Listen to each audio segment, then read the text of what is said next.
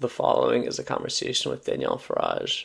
Danielle Farage is an HBR and BBC featured expert on Gen Z corporate talent, the founder of Danielle Farage LLC, and helps companies to put them in the best position possible to leverage Gen Z talent. Tune in to hear more about her story. Danielle, how you doing? I'm doing very well. How are you? I'm doing great and want to say thank you so much for taking the time.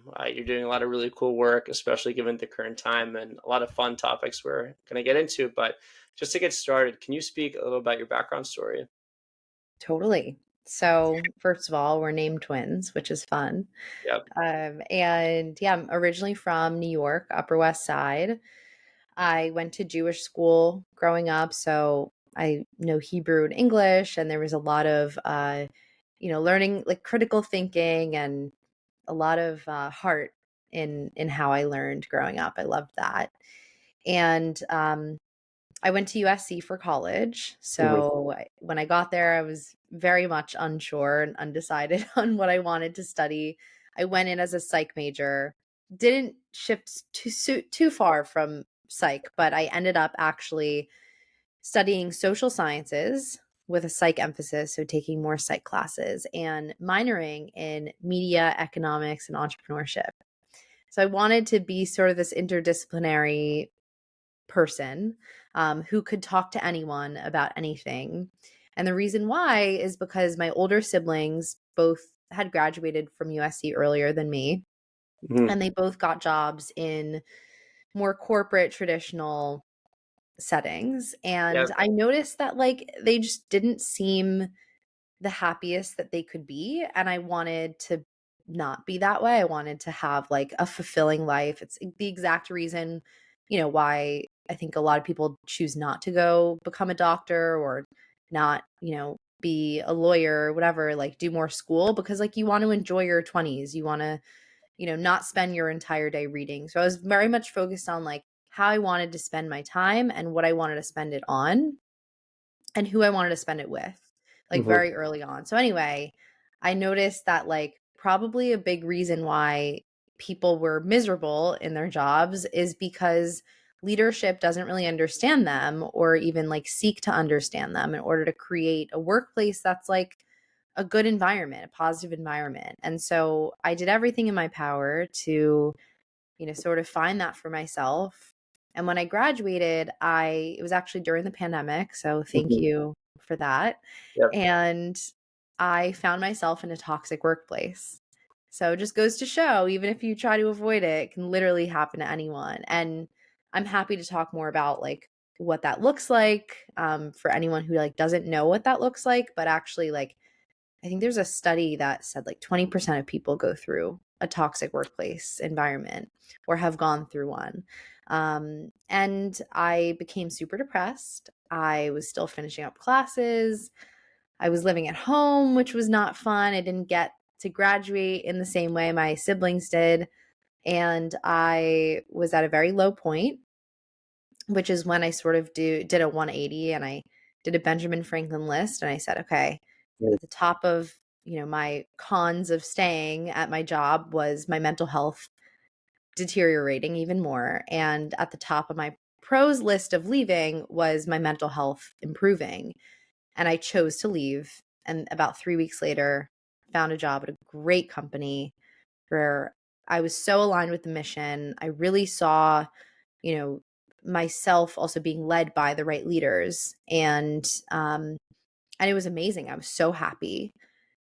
And so that was sort of my foray into finding jobs that fulfilled me and also talking about the importance of culture in Hmm. especially for early career talent, given that I had been like taken advantage of and, talked down to and just all these things I had no idea were toxic behaviors and like didn't really know how to handle it. Now I was in a place where I could help actually people navigate that, who might be going through that, but also to help leaders understand what positive leadership looked like from a younger person's perspective. And I won't go on too much longer, but like now I found myself as this HR influencer, this voice of, Gen Z not trying to speak for everyone, but trying to really represent this next generation in terms of what we're looking for in the workforce, given that, the oldest of us are 27 and we're coming into work and we're very loud and people feel it.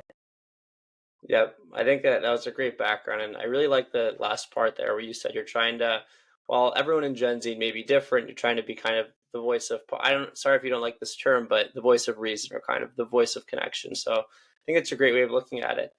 Quick follow up to one of the things you said earlier, speaking about that toxic workplace, and then fortunately you were able to kind of pivot to a role that you enjoyed much more. What do you think were kind of the biggest stark differences as to why you enjoyed the second place as opposed to kind of your initial workplace? Yeah, that's such a great question.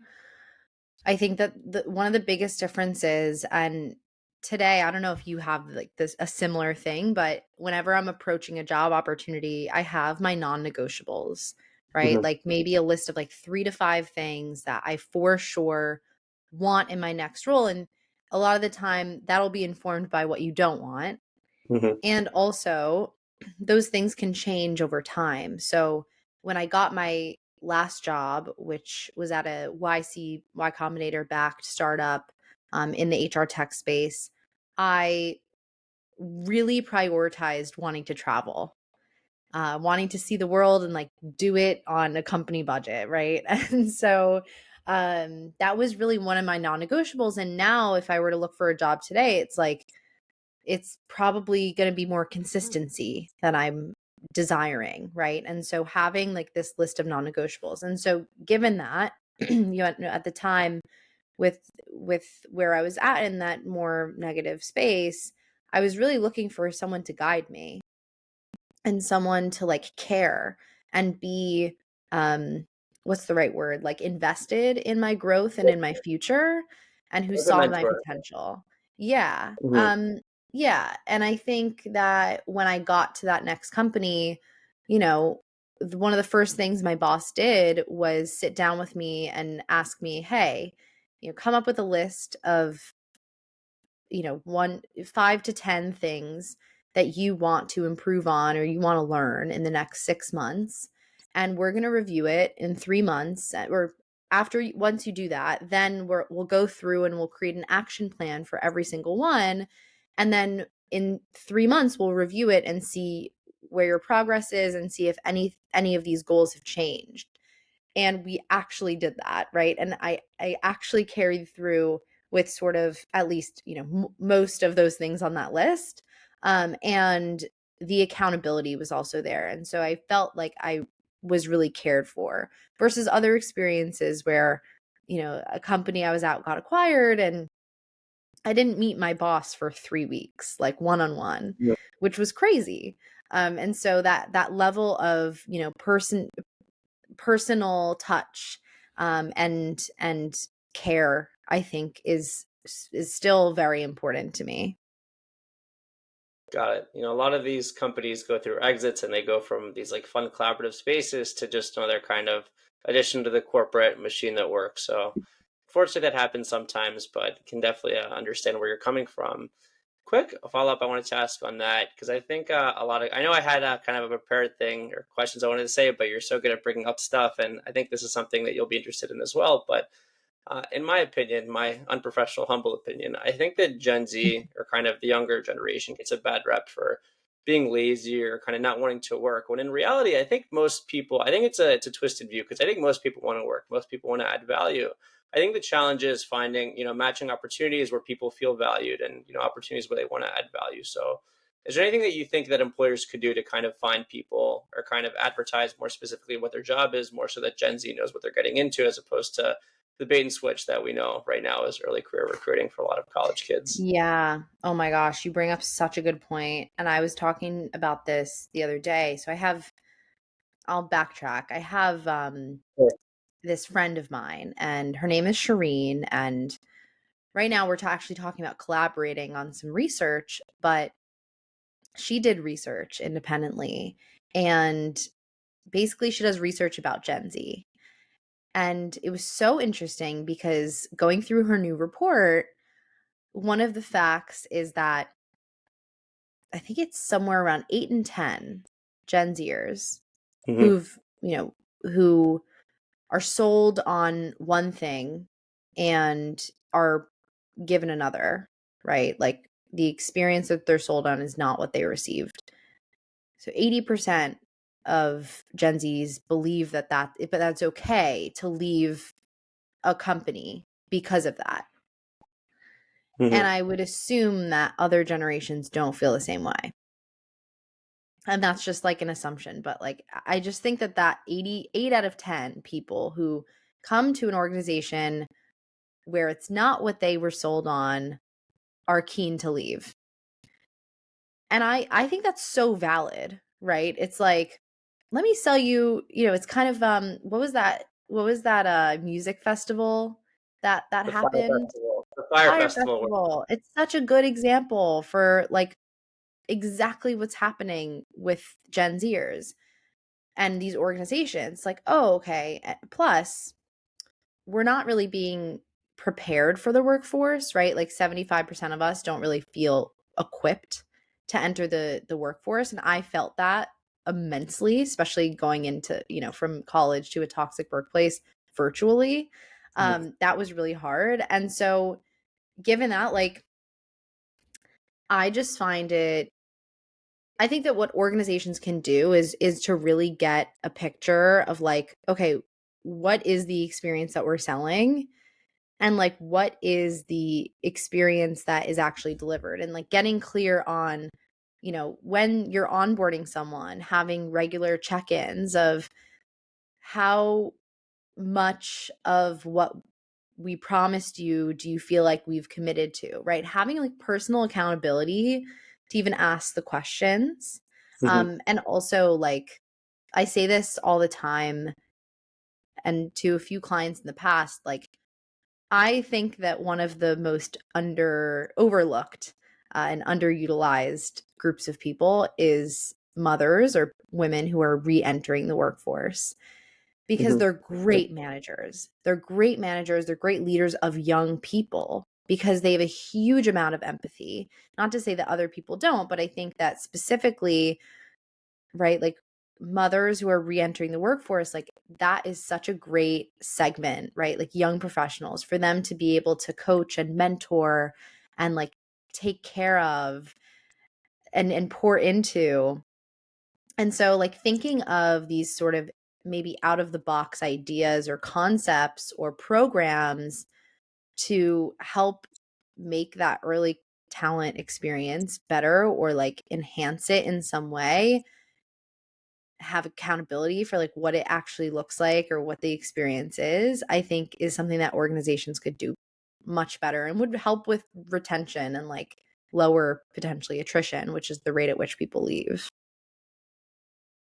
Yep. I definitely agree with your point on there too. I think a lot of times, a lot of these companies want to grow, want to make a lot of money, but a lot of this stuff gets caught up in corporate bureaucracy, and it's definitely a challenge to kind of keep that intimate and feel, amongst kind of as a company grows. But I definitely agree with you that that's something that companies could implement and definitely look for, and really trying to say or try to align to like, look, this is what we told you to expect. What's happening, and even if there's a kind of a delta there, or kind of change there, if a company is looking to change or at least kind of get closer to what they promised, I think would be great. But I think that was a really expert and awesome perspective. So thank you for sharing that. The other thing I wanted to get into, I know back to the background stuff, you know, an organization that you were fortunate to be a part of, and I was also fortunate to be a part of, was Tamid. Big, awesome organization, kind of involved in Israel, doing a lot of business with them too. And you were fortunate enough to have kind of a national leadership position. Can you speak a little bit about that and the impact that you were able to have there? Yeah. So I love to meet. I just actually went on their alumni trip to Israel Yeah, where we awesome. did, yeah, it was like 5 days. It was nine of us. And we went to a few different cities like Tel Aviv, Jerusalem, Herzliya, and Beersheba, which is really interesting. And, all of us have graduated and like have been working for a number of years. And so it was also really nice because a lot of the people on that trip were people I was with in Israel on the summer fellowship, which is something that Mhm. Tamid offers for students where you go to Israel for like 2 months and you work at a startup or bigger company, whatever you want.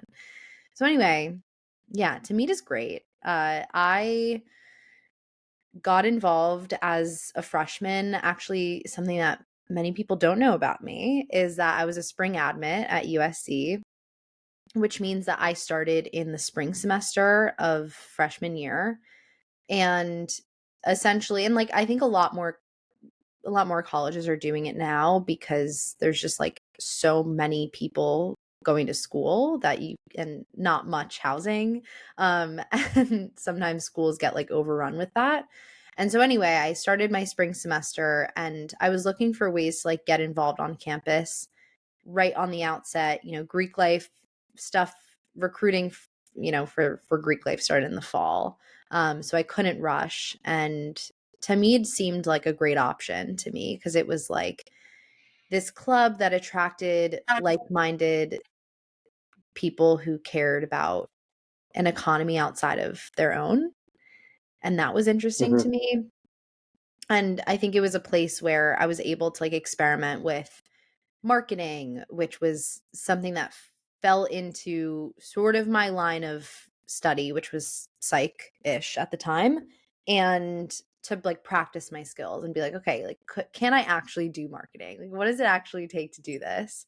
And so I ran USC's marketing for a few semesters, and then we did this thing called Tamid Tank, which was like our version of Shark Tank, which was really cool. Yep. We were like one of two campuses to do it.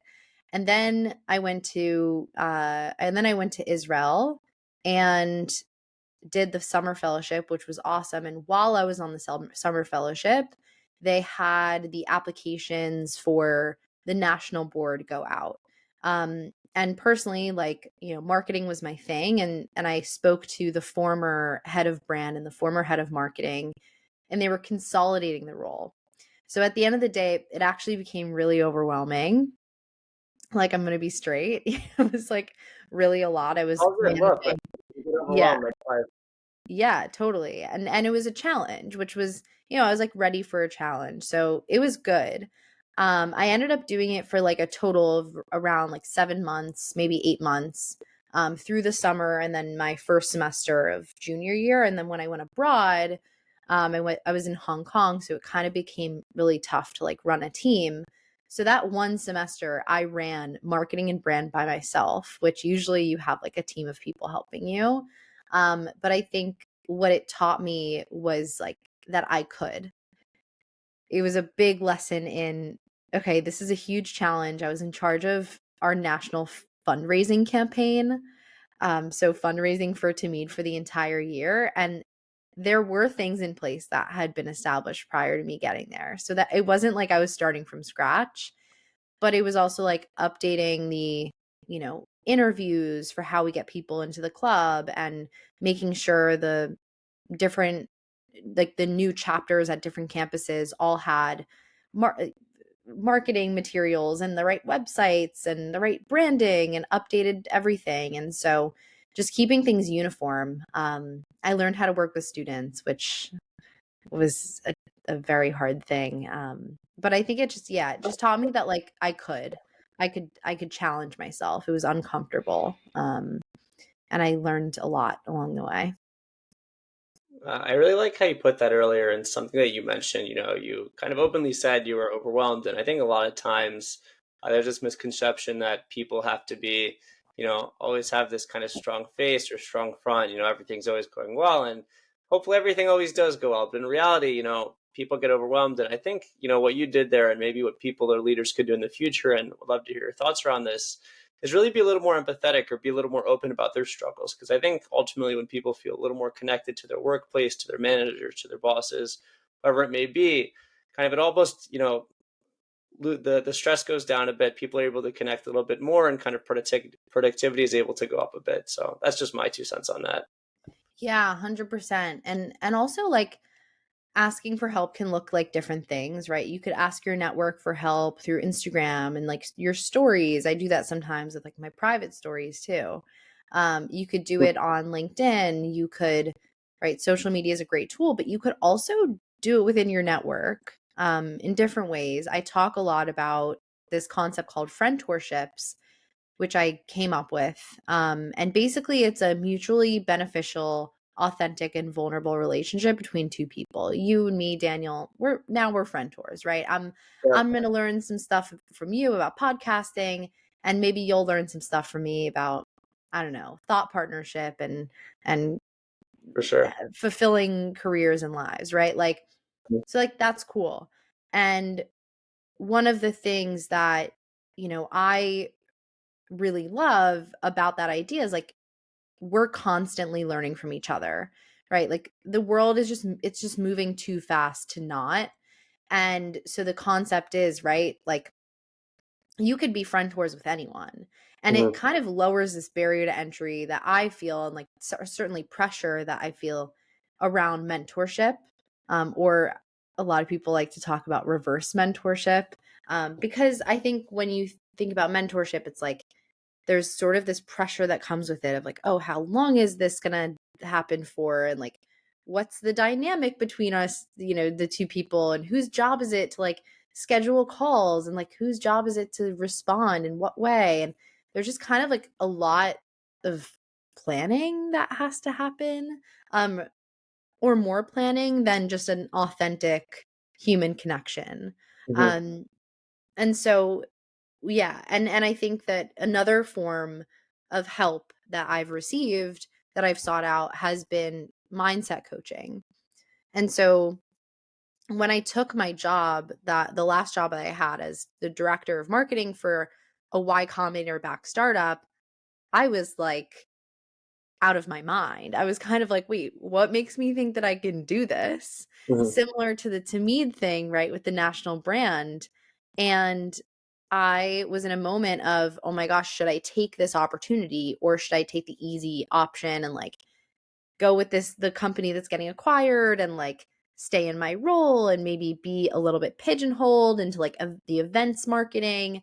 And at the end of the day, I was like, well, if I want, if this opportunity is providing the ability to travel and freedom and the, learning in a new environment, like access to new opportunity and like building my skills in a new way, like hell yes, right? And everything in life to me is either a hell yes or a hell no. And Hmm. so I took that job, and it ended up being the most transformative 2 years of my life, probably. And I got to grow my personal brand alongside my professional brand, and be the face of a company, and travel the world to Paris, and like be the definition of the future of work. And that in itself, right? Like that would never have happened if I hadn't sought out this mindset coach at that point of, I don't know what job to take. And I'm not saying that, if you're dealing with like the point of kind of contention, like at that high, or you're super, super low, that you Hmm. should go get help. Cause I think that like, I'm in therapy, and like I see coaches all the time. Like I always have a coach. But I do think that when you're in those moments of transition, it's helpful to be able to talk to someone about it. And so I really am a huge advocate for coaches. You think of like athletes, you think of, I mean, like anyone who's like a high performer has a coach, right? Hmm. Yeah, totally. And I love what you said earlier. You were like, anything you go about, it's either a hell yes or a hell no. So I love the decisiveness there. But I definitely agree. I think we could all use a little bit of therapy, all use a little bit of coaching, but really insightful stuff that you discussed around that. Another thing that we've mentioned a ton, but now a little more fun stuff. Obviously, I'm not saying the other stuff wasn't fun, but the main stuff that you're up to, doing a lot of work with Gen Z. I'm going to ask you what I hope isn't a controversial question, but how do you define Gen Z? Uh, it's, yeah, I could answer that so many ways. Personally, I feel like Gen Z is one of the most thoughtful, ambitious, scrappy, visionary generations to ever exist. And that's like a lofty statement. Hmm. But and someone said this to me last night actually. that apparently we're going through like the universe is going through like a collective death. That's why there's like a lot of war, and there was a pandemic. Like there's a lot of things that are, you know, there's a lot of corruption. Like there's just a lot of broken systems. And we're going through a collective death, but we're also going through what comes with death, which is rebirth, Hmm. right? And so that's why this new generation like is coming in, and we're seeing it manifest certainly in the workplace, but also in other areas. Like there's UN leaders now, right? Like there's like 15-year-old crazy child prodigies who are like coming in and like have something to say. And I think that that's a testament to like that rebirth, right? Like Hmm. that approaching the problem in a new way. Well, why aren't we expressing how we feel, and why do we only value how many years of experience you have? Like what really does that mean? Like all experiences are valid, right? They're all important. We need all aspects and all points of view to be able to make a decision about how we work in the future. For sure. Everyone's opinion is important and valuable. You can't even imagine like how many people I talk to who they're like, oh well, I only have done this, and like I don't really have much experience with that, and kind of talking down to themselves. Where I always say less experience doesn't mean that your experience isn't valuable, Hmm. right? And that's something I say to a lot of people, because I just find that just because society tells you that, you don't have credentials to do something doesn't mean that you can't do it. You think about any entrepreneur, any huge entrepreneur, like think about their humble beginnings, right? Hmm. So anyway, yeah, I say that to say I'm a big fan of Gen Z. Not to say that there's nothing that we can improve on, like any other person, generation. We have our blind spots, but I do have a lot of optimism for the future and for younger cohorts of people right now. One of the things you brought up reminded me a lot of one of the initial guests that I had on the show, Nina Rab, if her name sounds familiar. Yeah. Yeah. Yep. So Nina kind of is also, so for those that don't know, we're all kind of involved in the Tamid community, and Nina is also a former slash current Tamid alumni. Well, I don't know what's the classification once we graduate, but we get the point. You're a Essentially, Tamil alumni. Yeah. yep, Tamid alumni. But essentially, for those that don't know or haven't listened to the episode, Nina is the founder of Line Run Consulting, and she kind of built this powerhouse of kind of an investment banking shop for.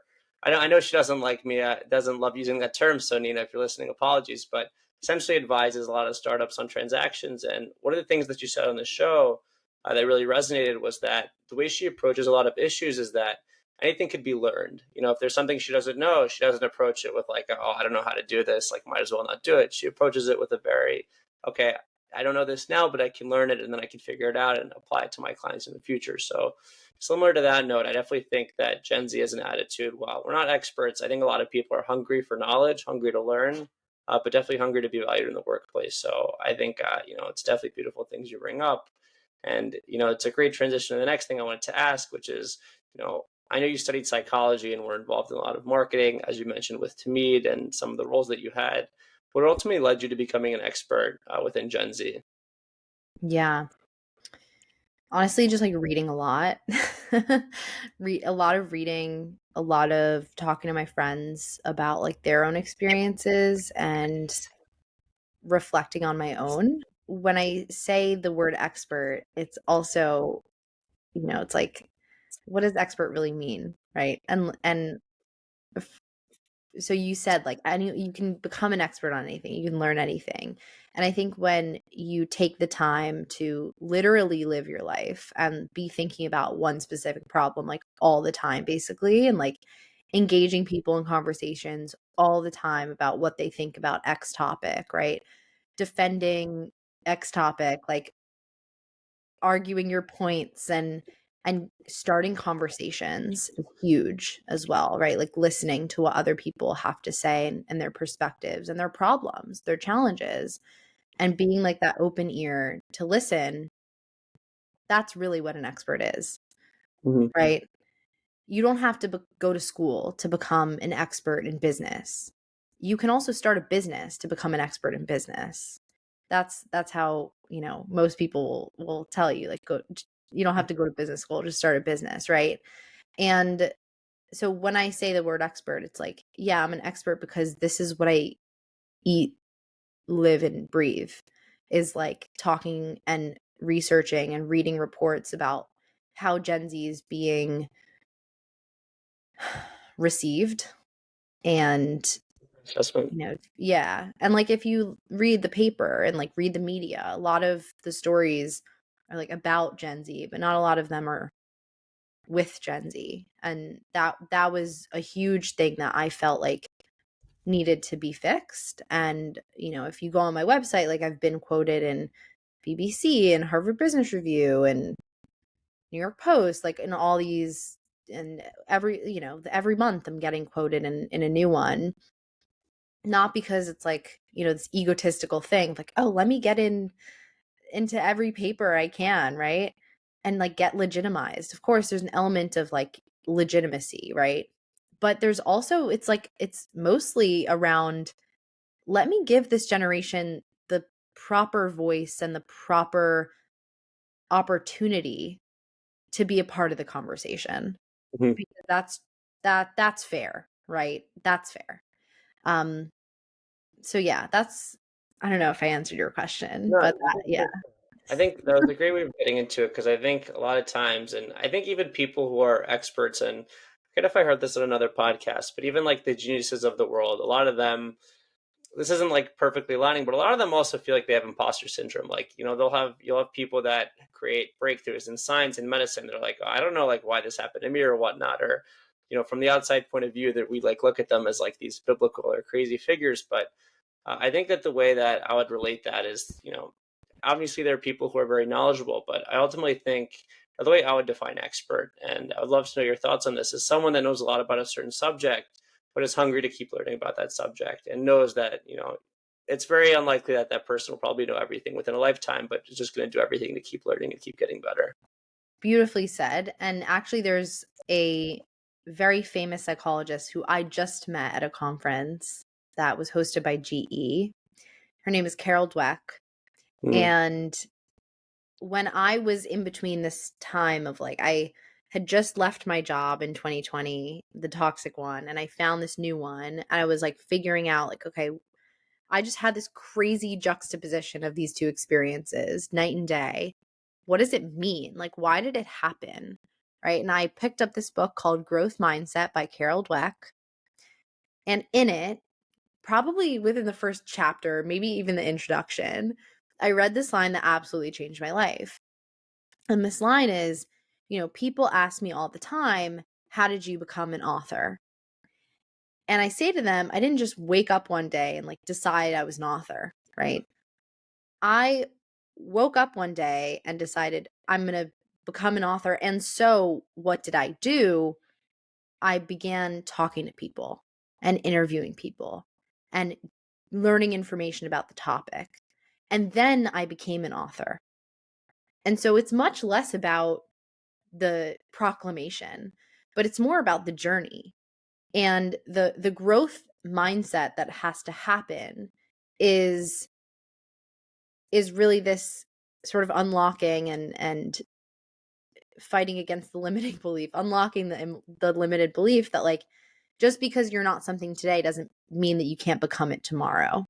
I think it's a great way of looking at it, and I think it's awesome that you got to meet someone who, from the outside point of view, like I said, people probably look at this. I mean, I've never met her, but people probably look at her as like this crazy expert, and she wrote in black and white, like, Yeah. look, like I didn't wake up an author. This is something I became. So, I think definitely a great example of kind of the belief or the view that we have around experts, and how, and realistically, while they're really smart, they're also looking to improve. So great example there. And one of the things that you brought up, I know you've been going to a lot of these conferences, been really involved in kind of the speaking community. Something that you recently founded was your own company, conveniently named Danielle Farage LLC. I commend you on the name.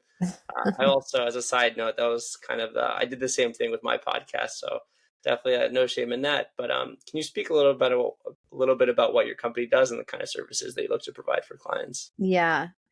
it's funny because like the naming thing is it can be so tricky. Mhm. Um, I founded my LLC in May of 2022, and the reason was because I was exploring like brand deals, candidly. I was like exploring like, okay, what could this be? Like how could I monetize the existing audience that I've grown on social media online? And like what's the end goal?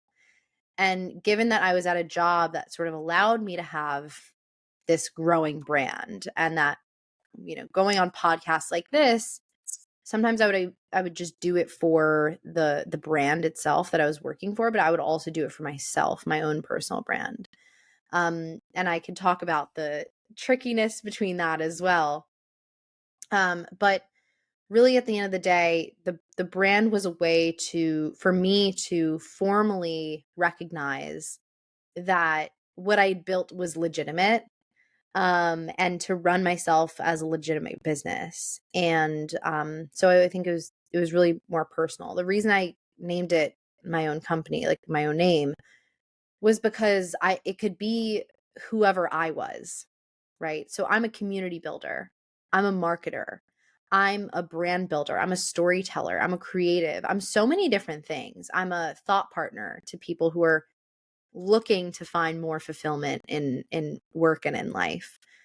I advise businesses. So I think as a sole proprietor and an operator of my own business, it was important for me to like kind of have something that was more flexible and fluid and could change and shift and grow as I did myself. Mhm. And personally, like I don't put that much work into having a company page. I don't really see much value in it because I am the company. I am the brand, right? And same reason for why I don't have my own like a personal Instagram, because like I am my brand, right? And I think that's something that is kind of, it's like talked about between people, but it's not necessarily talked about that much. I am working on establishing a second brand more for my research on Gen Z, that I'm going to be starting pretty soon, and a new newsletter that I'm also launching, for Gen Zs who love their jobs. So that's a new sort of venture that I think deserves its own name, and I want to differentiate from other things. Um, but I think that, yeah, generally like the whole naming thing is kind of overrated. I think, Hot take. it's funny. No, no worries. I mean, look, I think there's nothing wrong with using our own names. I mean, I'm also kind of, I don't want to sound, what's the opposite of a hypocrite? Because like I also like I confirm your point of view because that's what I did with my thing. So I'm biased to it. That's what I wanted to say. Right. Biased to an extent, but nothing wrong with that. I think it's funny how you were talking about a landing page because just in preparation for like our discussion, took some time to look at your website, and I was like, wow, this is really well designed. Like this is also laid out. So it's funny to hear that you didn't like. You're like, oh no, we just put stuff together. I mean, from my perspective, I think it looks great. So if anyone wants to visit Thank the you. page, I think it's perfectly laid out, gives a great background of kind of what you were up to and then ultimately the services you offer. And best of luck with kind of that new company, the new newsletter. Wishing you the best. Thank If your you. past success is any indication, I'm sure everything will be fine. But you know, really great to hear about that stuff. And you've been up to a lot of stuff. Really awesome hearing about your career path. But as you mentioned earlier, you weren't always so like set or didn't know exactly what you wanted to do. So, a bit of a fun question I'd like to ask: if you could give advice to your 10-year-old self, what would it be? Oh my gosh. What grade was I in when I was 10? Fifth grade? Fourth, fifth, something like Fourth, that. fifth? Yeah, I'm young for my grade, so it's probably fourth. All right. It's all Advice good. to my 10-year-old self. Yeah. Okay. Yeah. So one of the things, I don't know if you relate to this at all, but when I was younger, I Sure. like always I knew the right answer in class, but I wouldn't raise my hand because fear of being wrong, like rejection, being made fun of, all that stuff. And also because I didn't have much confidence in myself. And so if I were to give advice to my 10-year-old self, it would be practice confidence. Yeah, like and like some words of affirmation there, like something like, you're you are capable, you know the right answer, listen to your intuition, sort of things along that line. Because I think that when we're in school, we tend to kind of quiet our intuition, like growing up and also as we enter the world, right? Like kind of trying to figure out and like fit into society and like the norms and standards of like what people do. Hmm. And yeah, like I think we kind of lose, sometimes we can lose ourselves. And I think that that authenticity is actually a lot more powerful and valuable than we give it credit. And I that's the think thing that's gotten me here. I think it's the great oxymoron. School teaches us, or teachers will preach to chase our dreams and do our thing, when in reality, school teaches you to just fit in the system. So hopefully Mm, one day they'll practice what they preach. But I definitely think it's great, something great you bring up. And I think all your fourth grade fears are kind of the things you're worried about, very valid things for a fourth grader to be concerned with. So thank you. no worries on that. I think I would definitely give similar advice to my fourth grade self. Knowing me, I was probably yelling at the wrong person or kind of doing something belligerent, but I definitely could have used some more encouragement. But awesome to hear that. Are there any books that you'd recommend people to read? Whether it be about Gen Z or just anything about life or helping them improve in the workplace. Yeah, Growth Mindset is a great book. Um, I'm trying to think. I have some books behind me. There's like Play Bigger is another one. Hmm. Yeah, no, I really like Growth Mindset's really good. I just Got it. think it totally can change the way that you look at the world and like any challenge or there's always going to be like peaks and valleys in your life. And what mindset coaching and practicing on, your sort of being in control, putting yourself in the driver's seat, like it helps you stay a little bit more steady throughout any changes, any challenges that come up, which I've been through my fair share for someone who's 25, like very Got fair it. share of that. So, yeah. Awesome. I think it's a great book, Greg. And another fun thing I wanted to ask: is there a fun fact about you that a lot of people might not know about, or something that you think would be cool to share? Oh my gosh, yeah. The business that my family started when I was 12 that put me through college, thank God, is an indoor go-karting and entertainment That's place. awesome. It's called RPM Raceway. And it's like so fun. My bat mitzvah party was there. It was a time. Like it was definitely like the most popular of the bat mitzvahs because all the boys liked it at least. So but yeah, RPM Raceway.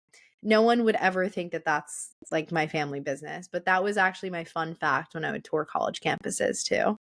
That's so cool. I'll have to one day definitely drop by and take a ride. But knowing me as one of the boys, I'd probably be focused more on just like crashing into everyone as opposed to actually trying to win. Oh, I you'd think get ejected, Daniel. I would You 100% get ejected. I think last time, I think I went go karting, and I think I probably have a few friends that are listening to this, was like end of 2016, and I think I was just, I mean, I was trying to win the race, but I was probably not not being the best driver. So for sure, I'd probably get ejected, but so that's what we make of it. But I think it's an awesome fun fact, and we'll definitely have to stop by one day. You mentioned a lot of things and a lot of the stuff that you're up to, and I think we touched upon this earlier. But is there anything that you would say brings you the most happiness in life? I think just like serving a larger purpose. Hmm. I think, Fair. yeah, like based on my own experiences and my own success in finding a job and creating a life full of friend tours, full of experience and travel and like all the things that I want and desire, like I find time for. Um and so I think creating a life that I love, you know, is something I'm really proud of, and I love helping other people design their lives in a more intentional way as well. Awesome. Cool. I think that's an awesome happiness point there. And I think a lot of times, something I like to ask towards the end, because I think ultimately that's what we're all chasing. I think the best thing you could ever want for someone and want for yourself is for them to be happy. And I think a lot of times people get that through fulfillment and helping others. So I definitely think a beautiful point there. And now on the final word, no pun intended, but, or actually, yes, pun intended fully. But is there anything else that you'd want to share, whether it's business advice, life advice, relationship advice? The final word is yours, Danielle. Hmm. Yeah. I think just like emphasizing that point of investing in yourself, whether it's Hmm. time or it's exercise or it's cooking for yourself or it's finding the right person to help you navigate life and like create maybe like passive income, things like that. I think investing in yourself is something that never fails you. Like it's never a bad idea. Got it. Awesome. I think that was an awesome final word. And Danielle, you have an awesome story. You're up to some really Thank cool work, you. and wish you the best of luck with your current company and your future projects. And it was awesome speaking today. Thank you. You too. It was great to meet you, Daniel, my name twin. Thank you for listening to my conversation with Danielle Farage. If you enjoyed the episode, rate the show on Spotify, drop a comment on YouTube, and subscribe.